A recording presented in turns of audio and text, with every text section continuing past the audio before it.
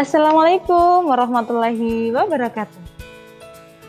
Bagaimana kabarnya anak-anakku semuanya?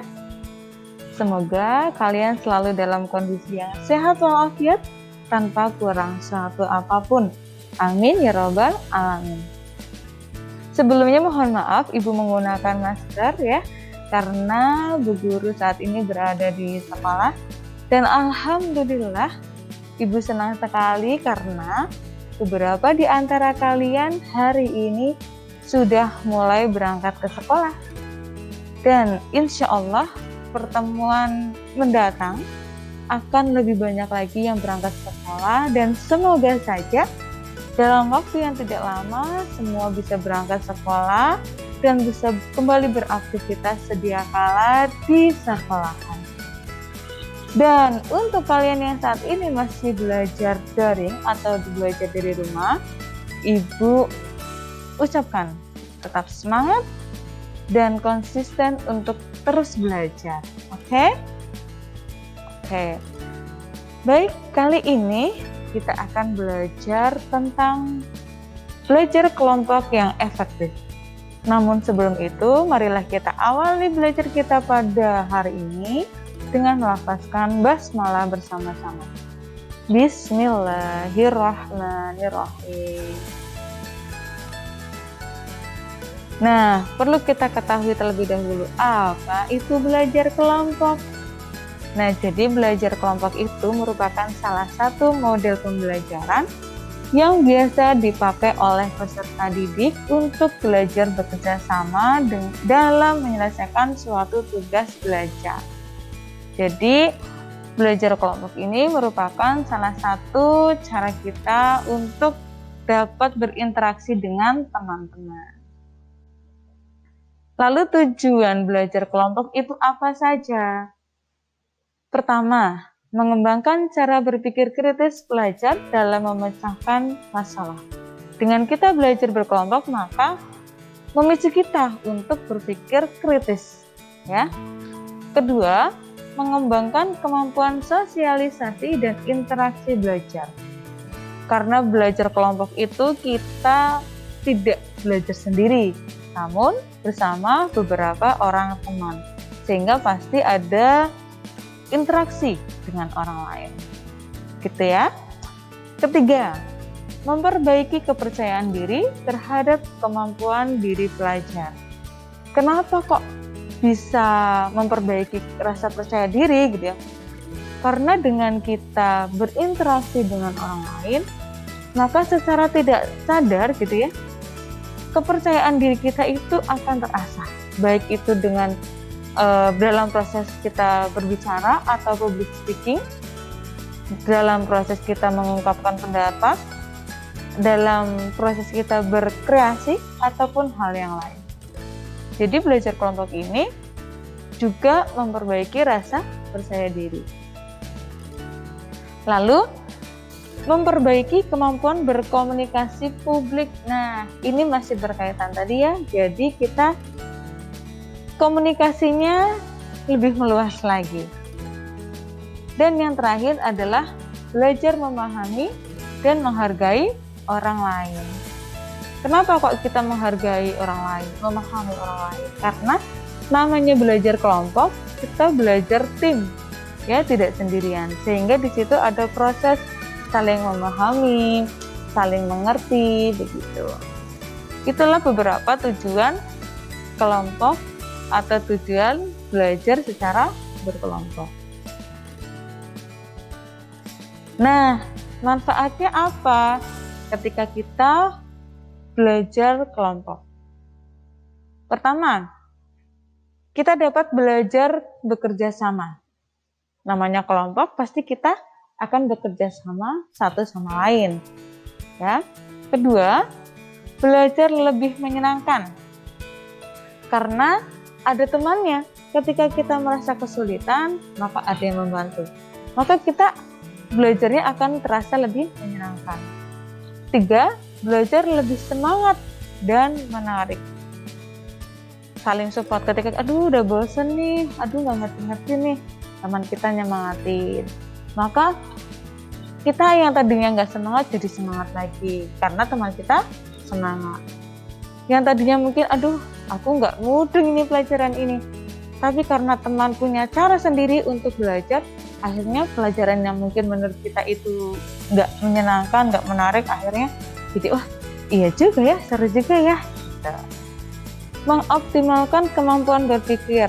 Nah, ini juga menjadi optimal kemampuan kita berpikirnya.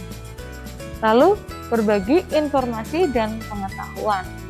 Karena dengan kita belajar kelompok, ada diskusi, ada saling tukar informasi, sehingga kita sama-sama berbagi. Selanjutnya, saya punya beberapa tips belajar kelompok yang efektif. Jadi, kita ini berkelompok, kita belajar secara kelompok, secara tim, tidak hanya sekedar belajar saja, tidak hanya sekedar ngumpul saja, tidak hanya sekedar yang penting punya teman, tapi kita juga harus menjadikan kelompok kita, kelompok belajar kita ini efektif. Jadi belajar kelompok yang efektif. Apa saja? Yang pertama, pilih teman belajar yang baik. Ya, pilih teman yang cocok 3-5 orang atau sesuai dengan kebutuhan atau sesuai dengan yang ditentukan oleh Bapak Ibu guru dalam sebuah kelompok yang mana anggotanya benar-benar mau ikhlas, tulus belajar, dan saling berbagi ilmu bersama. Teman yang baik ini yang sama-sama ingin belajar. Tips yang kedua adalah tentukan waktu dan tempat belajar. Diskusikan bersama waktu yang tepat untuk belajar kelompok. Apakah pagi hari, atau siang hari, atau sore hari gitu ya. Kalau pelajar, Ibu tidak menyarankan belajar di malam hari secara kelompok dan harus keluar rumah, apalagi perempuan. Jadi, alangkah baiknya kalian belajar secara kelompok di mana matahari ini sedang menyinari bumi. Nah, pada saat terang benderang. Jadi, kalian belajar pada saat jam efektif, jam produktif di siang hari. Nah, kapan nih waktu yang baik?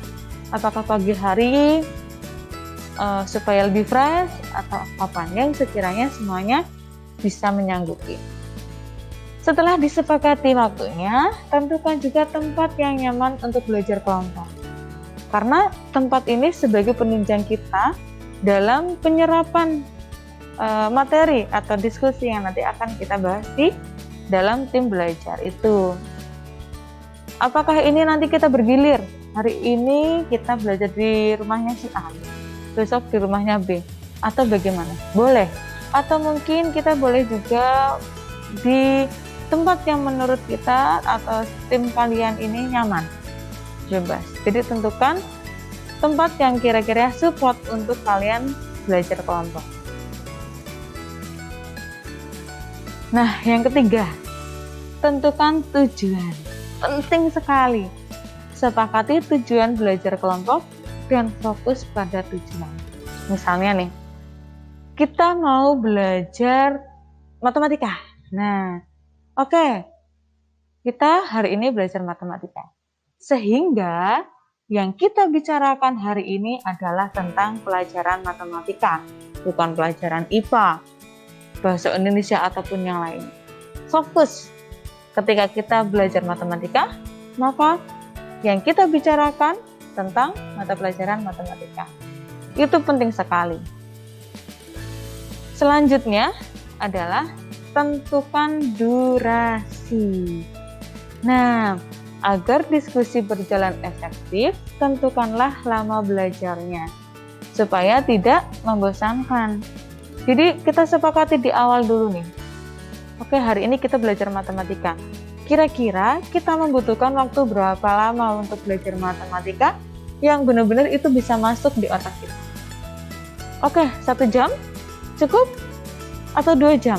Oh, 2 jam kelamaan. 1 jam kurang deh kayaknya. Oke, 1,5 jam misalnya ya. kita tentukan, oke, selama 1,5 jam kita belajar matematika gitu. Selanjutnya,